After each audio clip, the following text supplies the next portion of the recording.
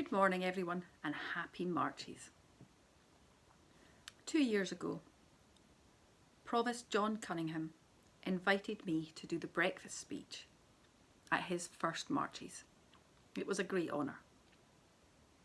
But now, 2 years later, we are all celebrating the Marches from our homes. And so I thought some of you out there might enjoy a speech for your Marches breakfast.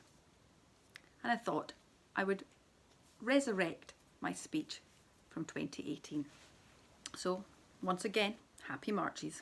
Not the Marches we had expected this year, but unique in its own way and one we will remember for many years to come. My husband is a born and bred Invernessian, and he says the people of Linlithgow have a distinct way of wishing a happy Marches. He tells me the people of Linlithgow say happy Marches, as opposed to him who says happy Marches. So if you're ever in any doubt, you can always spot a true Linlithgow local. It was a great honour to have been invited to do the breakfast speech by Provost John. I used the chance to meander down my own personal Marches memory lane. For those of you who share many of these memories, I hope you enjoy the nostalgia.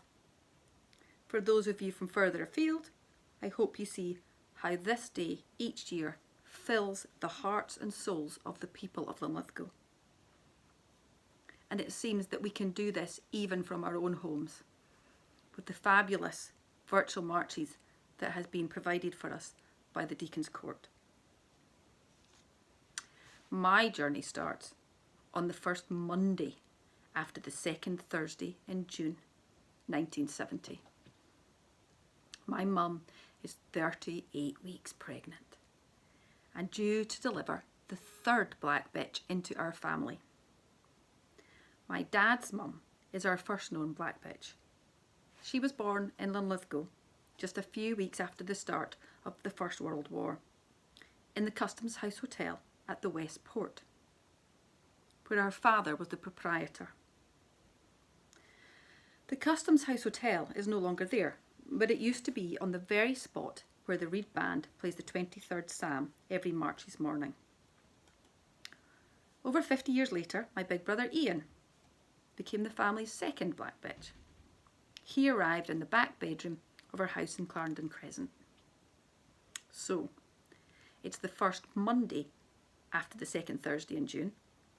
The flags are out and the day ahead is set, when my mum's contractions start and her blood pressure soars. The venerable Dr. Reed, who many of you will remember, checks her out, refuses to let her stay in Linlithgow to deliver a black bitch, and packs her off to Bangor, only for me to arrive at 9:30 on Marches morning. Ample time to make the 11 a.m. procession. But oddly, this was not my mum's priority. I put it down to her coming from Bo'ness. The only Marches I've ever missed, unless you call 2020 missing the Marches. Today is my 50th birthday. It's not quite how I'd intended to spend it.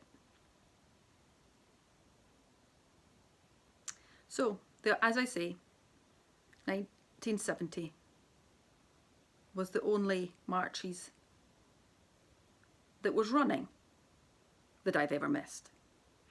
And it was something I was reminded about with great resentment from my big brother throughout my childhood. The only Marches he had ever missed. Ian had refused to go to the Marches without his mum. My brothers have missed Marches since then, but I have not. Today would have been my 50th Marches in a row, and it still is my 50th Marches in a row, just a little bit different. It's not always been easy getting here.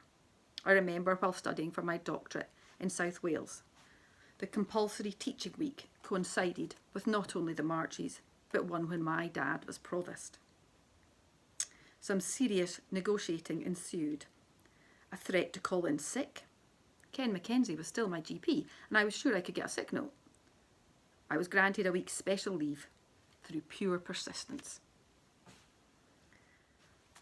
But even the day I was giving this speech for real in 2018 was a close shave, and very nearly resulted in a warrant for my arrest. I work as an expert witness, and I frequent the courtrooms of Scotland as part of my day job. But in April 2018, 2 months before I was due to give the breakfast speech, a citation arrived demanding my attendance at the Sheriff Court on Marches morning at 10 a.m. in Inverness. The Sheriff refused to change the date to suit my calendar, but fortunately an understanding solicitor juggled her witnesses and I was called on the Thursday instead. If I learned one thing, it was that my new terms and conditions included the fact I am never available on the first Tuesday after the second Thursday in June. As children, Marches Day was as anticipated as Christmas Day. Every year a new dress, a trip to the shows at Mains Park. I won't count the number of goldfish that I won, none surviving as far as the gala day. And the round table fete at the Lowport. As a pupil at Lowport, the excitement the day the men came to put up the marquee, the first sign that the Marches was on its way. We had our marquee disco. Glenn Michael's cartoon cavalcade always came to town, and there were special guests invited to open the fete. As a little girl, I practiced how to curtsy for weeks so that I could give flowers to Dr. Wilson's wife when he opened the fete in about 1974. But when the moment came, nerves took over and my dad had to come on stage with me. I just managed my curtsy and no more. I remember once meeting BT's Busby, if anyone can remember that giant bird, who opened the fete on my 9th birthday. And in 1984, on my 14th birthday, Scotland's Grand Slam rugby captain, Jim Aiken. Pictures of me with both Busby and Jim Aiken adorned the mantelpiece for years. As the day got closer, there were Deacon's nights and the crying of the Marches. The pupils of Lowport were warned each year by Mr. Welsh, our head teacher, that we must turn back when we reached the cross. Our chagrin at the pupils of Linlithgow Primary. Mr. Henry always let them all the way along the high street. As a child, the Deacon's night that caused the most excitement was when my dad was the round table deacon. This would be about 1974. In those days, the round table deacon rode on the back of a horse. This was excitement in itself for a small child. My dad on the back of a horse. But as many of you know, what made that somewhat more dramatic was Hector putting his lit pipe in his pocket and setting his jacket alight. Then it was Marches week itself.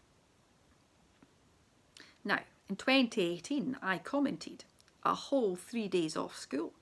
3 days, I said back then. The children of today look at us with such envy and some disbelief.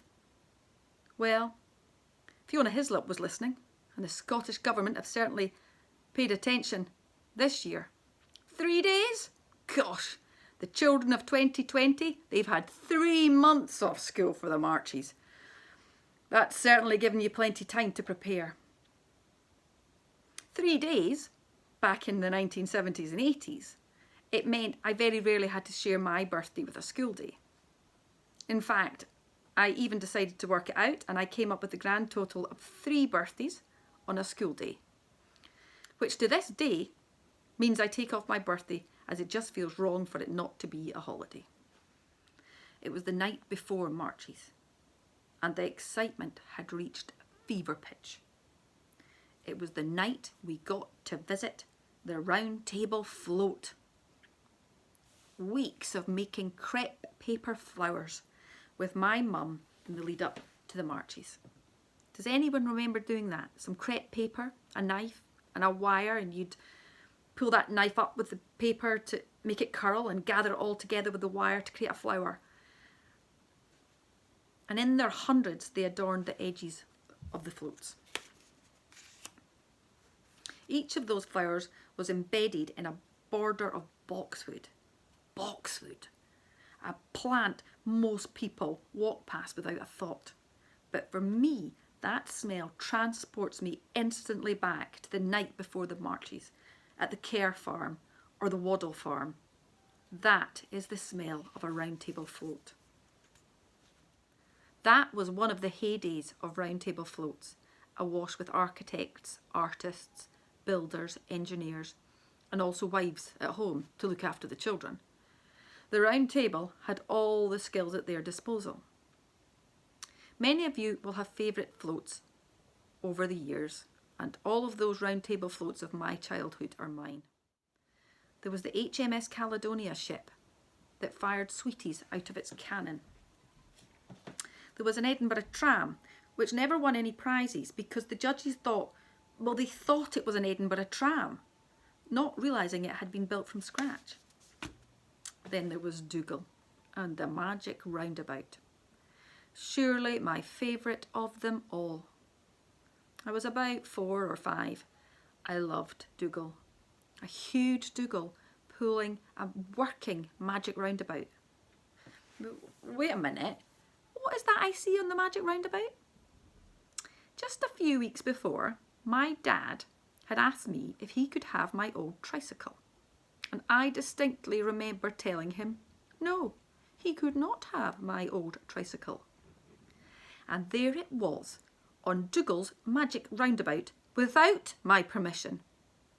I remember my conflict at the time, whether to burst into tears at the deception of it all, or to jump with glee at the most exciting float I had ever seen. I was 11 the first time I had a birthday on Marches Day. I marked this with my first ever 5 a.m. start. Many of you will have been at the Westport for 5 a.m. Some of you might even have got up this morning for 5 a.m, as it's an important part of our Marches calendar. It means by the time we arrive at breakfast in the various hostelries around Linlithgow, we have been up for 5 hours. And rather like a hobbit, we are on our second breakfast. There is something particularly special about the 5 a.m. flutes and drums, and I urge any of you who've never been to join us there next year. At age 11, I was hooked. It is still my favourite part of the day. The time when Marches stalwarts all gather, a shared moment of anticipation for the day ahead. The relief that everything is organised as the flutes appear from the Westport bang on time. Bewildered commuters wondering how they got stuck in a traffic jam that early in the day. A pace set by the flutes that gets the blood pumping and the spirit soaring. There's barely a second spare between that moment and 6 p.m.